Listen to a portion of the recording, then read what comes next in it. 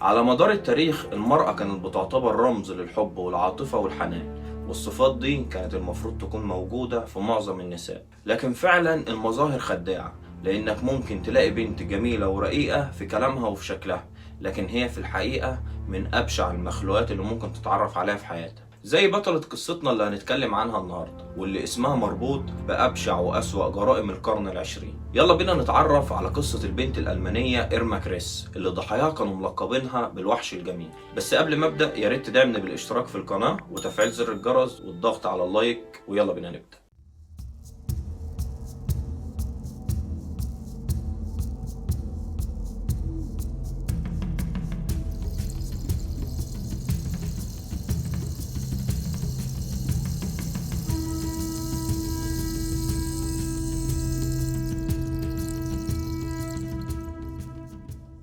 إيرما كريس اتولدت سنة 1923 في مدينة ماكلينبورغ. والدها كان اسمه أودولف كريس وكان عامل ألبان في مزرعة بسيطة. والدتها انتحرت سنة 1936 بعد ما اكتشفت إن زوجها بيخونها مع واحدة تانية، وده ممكن يكون السبب في إن إيرما سابت المدرسة سنة 1938 وكان عندها في الوقت ده 15 سنة بس. أخت إيرما كانت دايما بتقول عليها إنها طيبة جدا ومسالمة وهي صغيرة، وكانت بتهرب لو شافت أي خناقة أو أي مشادات ما بين أي اتنين، وما كانش عندها الجراءة أبدا للقتال. إيرما بعد ما سابت المدرسة اشتغلت في المزرعة لمدة 6 شهور، وبعد كده سابتها واشتغلت في متجر من المتاجر اللي في منطقتها، وبعد كده سابته واشتغلت في مستشفى لمدة 2 2. وفي خلال الفترة دي إيرما انتمت للحزب النازي، وده كان بسبب والدها اللي انتمى للحزب نفسه سنة 1937. وطبعا كلنا عارفين الحزب النازي والجرائم التاريخية اللي كان بيرتكبها والتعذيب اللي كان بيعذبه للأسرى والمساجين. سنة 1942 إيرما اشتركت في منظمة اتحاد الفتيات النازيات، وكانت في البداية بتشتغل في الأعمال اليدوية،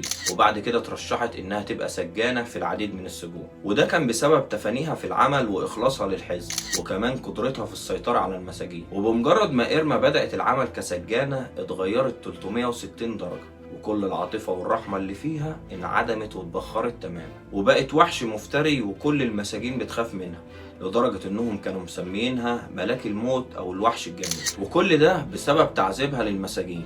كانت بتتفنن في تعذيبهم وطرق التخلص منهم، وكمان كانت مسؤولة عن اختيار المساجين اللي هيتعدمهم في غرفة الغاز. سنة 1943 إيرما اتنقلت لمعسكر اعتقال اسمه أوشفيتس، وبسبب إخلاصها وتفانيها في العمل وطاعتها العمياء للأوامر اترقت لرتبة أعلى، مع إن عمرها كان 20 سنة بس، وبقت مسؤولة عن 30,000 امرأة معتقلة. إيرما كانت دايما بتلبس أحذية جلدية من النوع التقيل، وعلى طول ماسكة كرباج وفي جنبها المسدس، وكان معروف عنها الضرب والتعذيب الجسدي والنفسي للنساء في المعتقل بأبشع الطرق وبأسوأ الوسائل الممكنة. وكانت بتستمتع وهي بتعذبهم. كانت بتسيب كلابها تجوع لفترة طويلة جدا، وبعد كده تطلقهم على المعتقلين علشان الكلاب تشوههم وتموتهم. وأوقات كانت بتجوع المساجين لفترة طويلة جدا، وبعد كده تقدم لهم الأكل مرة واحدة وبكميات كبيرة، والمساجين تاكل لحد لما يحصل لها تخمة وتموت بسببها. إيرما وصلت لدرجة إنها كانت بتدفن بعض المساجين وهم أحياء. في ناس قالت إن إيرما كانت بتتصرف بالوحشية دي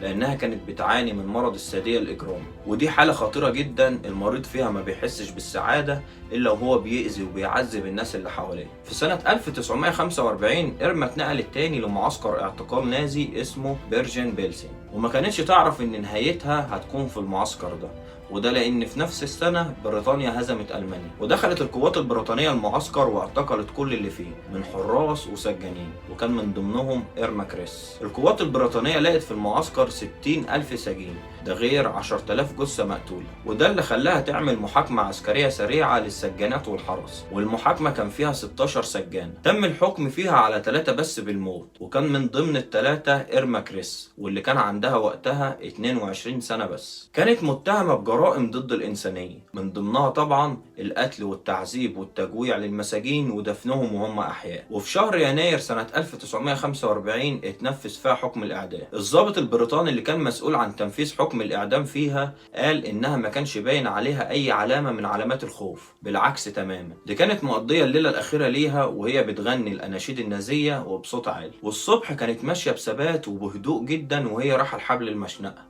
ده كمان صرخت في الجلاد وهو بيلف يلف حوالين رقبتها حبل المشنقة وقالت له بسرعة. ودي كانت النهاية لإرما كريس أو ملاك الموت زي ما كانوا ملقبينها. وبكده نكون وصلنا لنهاية الفيديو، إن شاء الله يكون عجبكم، وبشكركم جدا لو انتوا لسه مكملين معايا، واشوفكم على خير إن شاء الله في فيديو جديد.